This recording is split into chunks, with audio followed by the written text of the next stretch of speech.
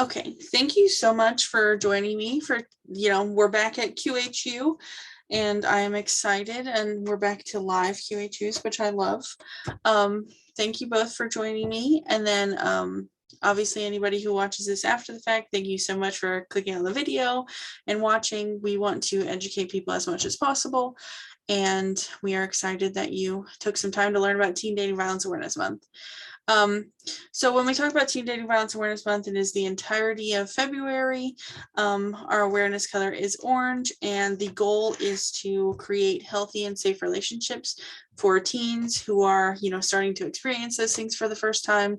And the goal is to have healthy conversations about obviously negative relationship characteristics, but also like how they as they're starting to grow and mature and form relationships and friendships, and they are making healthy choices, not only regarding themselves, but also anybody they interact with. So that's kind of the goal of teen dating violence awareness, is to start conversations between parents and kids, parent or teachers and students. And obviously, if you're a service provider, having conversations with victims or survivors that you encounter that do happen to have a history of teen dating violence, and that has kind of spiraled into their adult life as well. So first things first, we're going to talk about our healthy characteristics. And these are the things that we all should be actively working to kind of represent in our lives and kind of working on in every relationship that we have, whether that's a friendship, a family member, whoever, a coworker. We want to be as healthy as possible when we are having conversations and just living life with people. So these characteristics are trust. You communicate clearly with others, and you trust other people not to do anything that would intentionally put you in danger or harm you, whether that's physically, emotionally. Communication. You communicate honestly and openly about your feelings, what the situation is, and you actively listen to others. You are listening to understand, not to respond.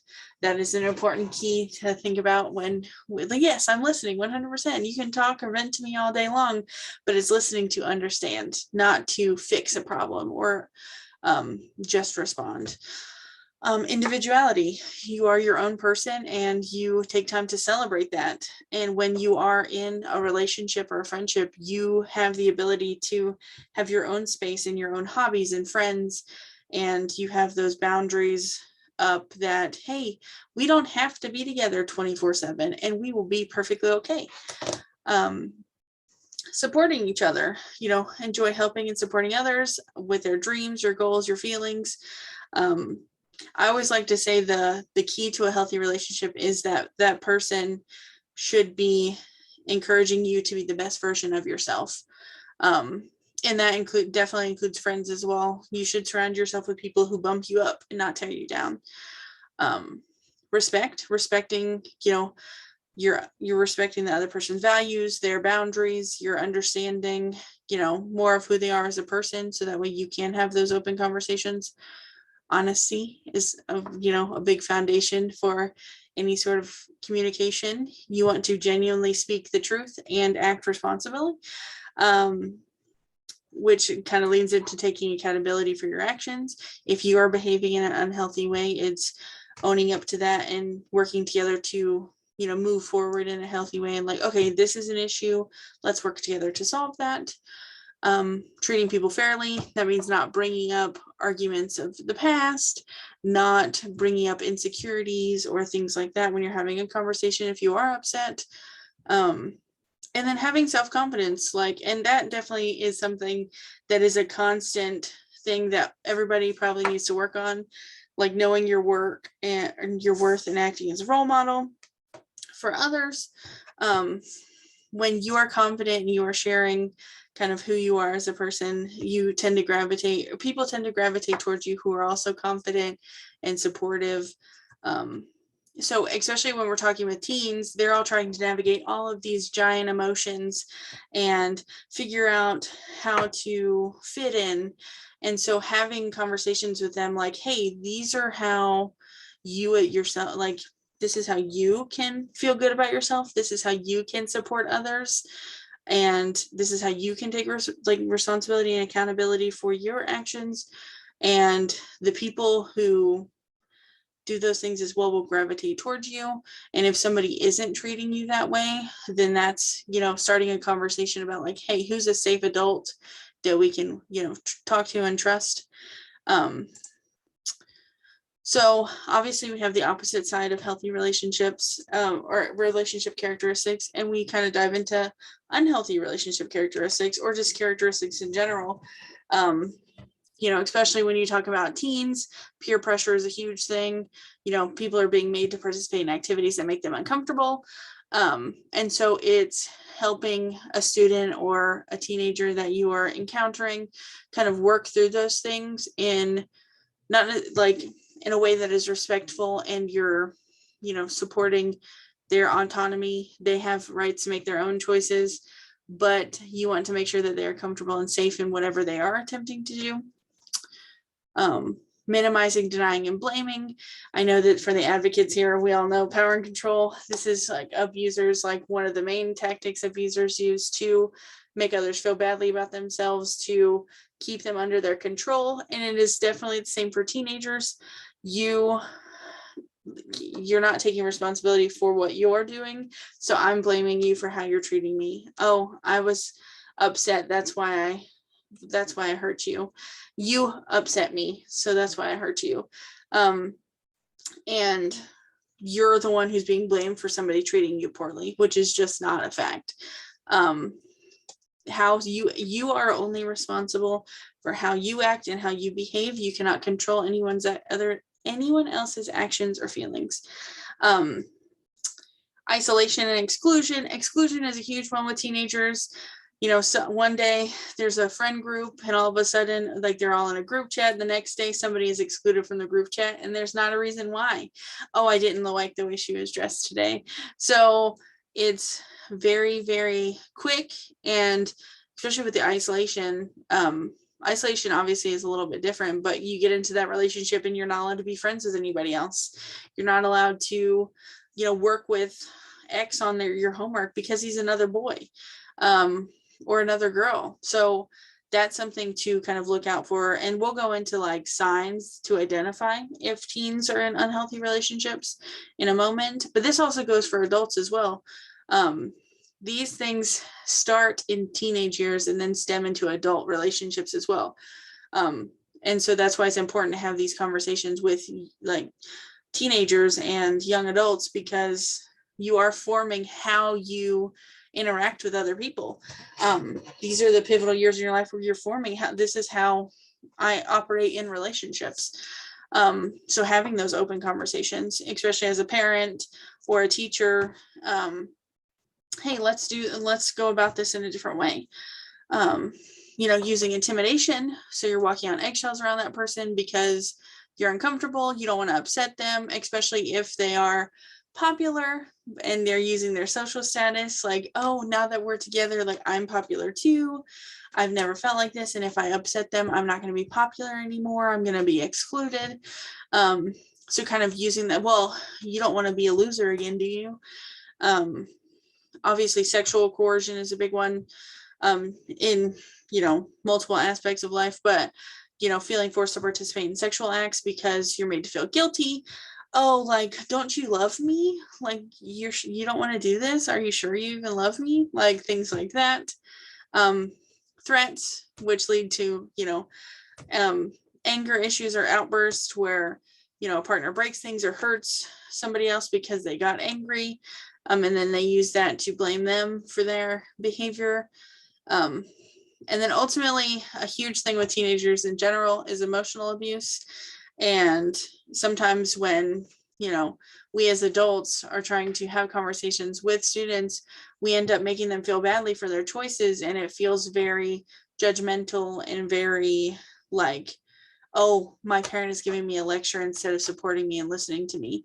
And that's why we as adults if you are a trusted person in a teenager's life, it's having those non-judgmental conversations with them and be like, hey, you're not in trouble. I'm not upset with you. I just want to make sure that you are safe and you are okay.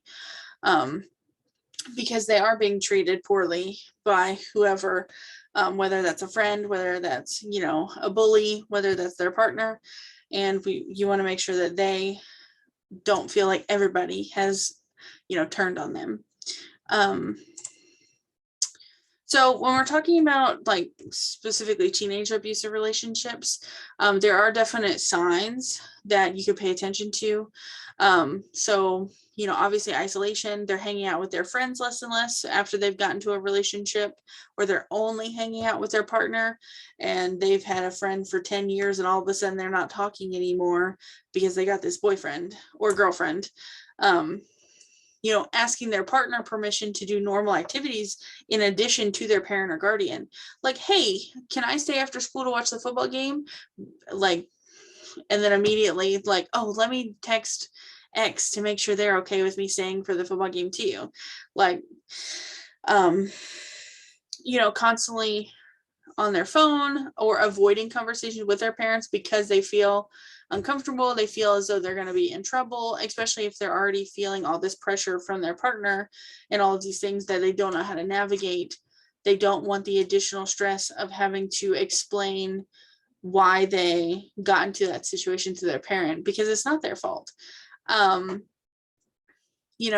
Obviously there's like posture things and like slouched shoulders, minimal eye contact, which is just a trauma response in general. Decrease in school performance or decrease in one subject. Like if they have all A's in every single class except for one, and that's the one they share with their abusive partner or their friend. That's obviously a big red flag because they're not focusing on their schoolwork at that point. They're focusing on whoever their partner is. Typically any like negative changes in behavior or like lack of interest in things that they were once excited about. Like they played soccer for 10 years and then all of a sudden they get into this relationship and they no longer want to play because they want to spend all their time with their partner. So those are kind of things to look out for as, a parent, as a teacher, as, a trusted adult. So the whole point of this is to obviously start a conversation. And when we're starting these conversations with, teens about their relationships, about, their friendships, it's uncomfortable. It's uncomfortable for the young adult. It's uncomfortable for you as the parent or the caregiver or the, aunt or uncle. It's uncomfortable because like that's a personal thing for them and you want them to feel like they have control over their lives. So you don't want it to feel like a lecture. And they don't want to feel like they're in trouble for, participating in some activities or whatever. So when you're trying to start that conversation, it's important to listen non-judgmentally and just honor the fact that they may not want to have a conversation with you. There might be another safe adult that they feel more comfortable talking to because they don't want to talk to their mom about what their boyfriend forced them to do, or their dad about what they're, what I'm saying? Like, we want to make sure that they feel okay and comfortable sharing those things because the conversation is the important part. Having them open up about those things so that way we can provide them tools as adults who have experienced things like this. And we want to give them the tools so that way they can, combat these things in real time, because we're not always going to be there. We're not always going to be a part of all of these conversations, all these relationships. And it's important to set that foundation of like, here are the tools to combat this. Like, you are worth more than whatever this is. And it's important that you are aware of that. And if you don't want to talk to me, that is perfectly okay. It's not about me. It's about you. So obviously reinforcing that emotional abuse is abuse too. And that obviously abuse can come from any person. And so it's important that when you're having conversations, you're also like, hey, if there's an adult in your life that makes you uncomfortable, or there's a teacher or somebody who makes you feel badly about yourself, or that's important to have a conversation about too. Like, this doesn't just mean your boyfriend or girlfriend. This means your friends, your teachers, anybody you encounter. Like, we want to make sure that you feel comfortable and safe in every relationship that you have. And that doesn't just mean with your peers. And we're all in relationships all the time. So it's okay to talk about them and what that should look like. Having healthy friendships, having healthy co-working relationships, especially as they become older and they don't kind of run all those things by their trusted adult. Using outside references like TV shows or movies, or social media. We had a a presentation with some parents the other day, and one of the parents brought up all the Kim and Kanye drama. That's an excellent example of how breakups can turn extremely unhealthy and toxic. So that's a good reference, especially if they are up to date on that drama. Have like, what could this situation have looked like if this was not done, or like if they had handled it in this healthy way instead. Talk about all aspects of consent, not just how it relates to sexual activity. Consent obviously means you're okay with whatever is happening, and that includes holding hands, giving a hug, even just like a kiss on the cheek. Sometimes it's even just like touching in general. Like sometimes you have those people who come up and like pat you on the back. If you're not okay with that, it's okay to say. And it's reinforcing that as well. Finding comfortable spaces to start a conversation. So like if you are the trusted adult in a teen's life and they want to have this conversation with you, take a car ride. Sit in their room, like face the opposite direction. Teenagers don't want to look you in the eye, especially when they're telling you all their deep, dark secrets. Honestly, nobody does. Nobody wants somebody staring at them while they're trying to pour out their heart. When I was a teenager and a youth leader, my favorite time to have conversations with students was in the car, because I would be taking them to a practice or a church service or something like that. And that was a time where we could have these, deep conversations and talk about uncomfortable things, because we didn't have to look at each other and I could just be there in the moment for them. And so it's finding whatever is the most comfortable space for that teen. Okay. So some examples of conversation starters. And there are more resources like this on like One Love that you could download and share. There will be resources on the next slide, I think. But having those conversations, like if you start noticing unhealthy behavior, you could always approach it like, hey, I noticed that you and blank seem to be unhappy. How are you feeling about your relationship? And sometimes it'll be like, oh yeah, we're really good. Yeah, he's great. Like, and so that's like, you don't seem very great right now. Like, what's going on? And if they don't feel like comfortable talking about that in that moment, you can always say, hey, I obviously know something's going on and you don't feel comfortable right this second, and that's perfectly okay. I would love if you found somebody who you did feel safe telling this to, and when you're ready, you can always come talk to me.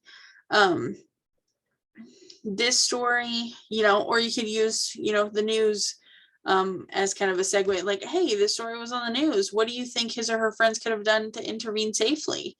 It was so nice when blank did this the other day. Are they always like that?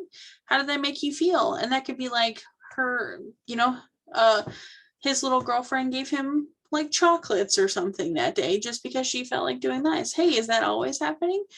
Like, and it could be a love bombing tactic, or like, hey, I did something rude yesterday, so this is me making up for it.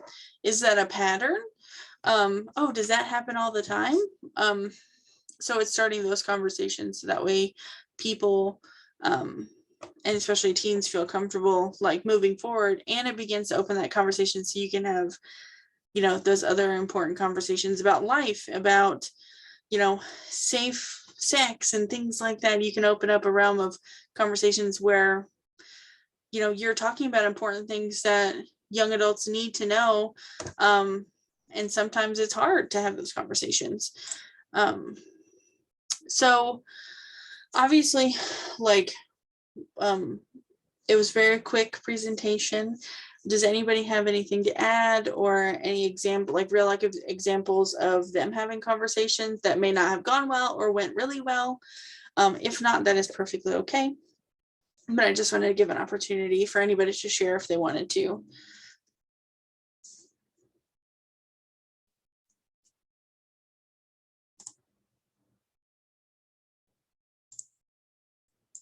Okay, that's perfectly okay. And I appreciate you both attending.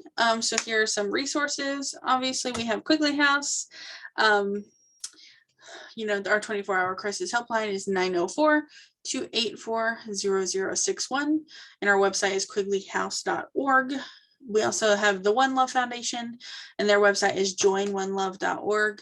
And they have a bunch of resources like conversation starters and little videos that you can watch together and other sort of resources to have conversations with teens. And then there's Love is Respect. Love is Respect is the organization that kind of is the spearhead for teen dating violence awareness. They have a ton of information during their campaign every February and all the time. They have interactive safety planning features, and it's important when you're having conversations as well to talk about that safety planning factor.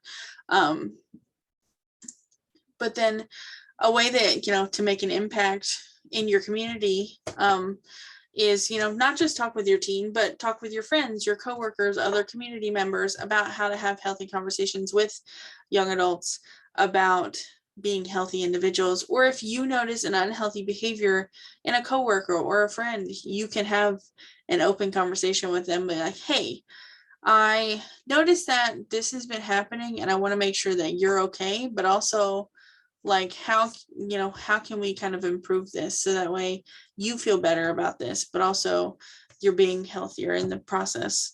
You can always donate to Quigley House to help us continue educating our community and putting on presentations like this, and then volunteer. There are various roles to help, you know, in the community in various events, and the Quigley House Prevention Education Team is myself, and I realized at the beginning of this, I didn't actually introduce myself, which is my bad. My name is Alyssa Jordan. I am the Community Relations Coordinator here at Quigley House, and I am over our domestic violence prevention programming, our community awareness, our marketing, and our volunteers. So if you have questions about any of those things, you can always reach out to me at ejordan@quigleyhouse.org or my phone number. And then Ida Cruz is our sexual violence prevention coordinator. She has she oversees our youth action team as well as our sexual violence prevention education and sort of our sexual violence prevention awareness stuff. So you'll definitely be seeing a ton of her during Sexual Assault Awareness Month as well, but she is out in all the schools this month. So if you have teens or, you know, family members that go to a couple of the schools, there's a list on our website, and you might see some of the Quigley House team there. But I just want to thank you both for attending, and anybody obviously who watches this video, I just want to thank you. And this is, you know, the end of our conversation for the day, but you can always reach out to our social media accounts or our, you can go to our website and see various resources and information on there. But I hope that everyone has a wonderful day. And I look forward to our conversation next month about Women's History Month and how, you know, how women in leadership and history movement has impacted our current movement today. So thank you so much for joining me, and I'm going to go ahead and end the Zoom. So thank you, Alyssa. Thank you. Thank you guys for attending. All right, have a wonderful day.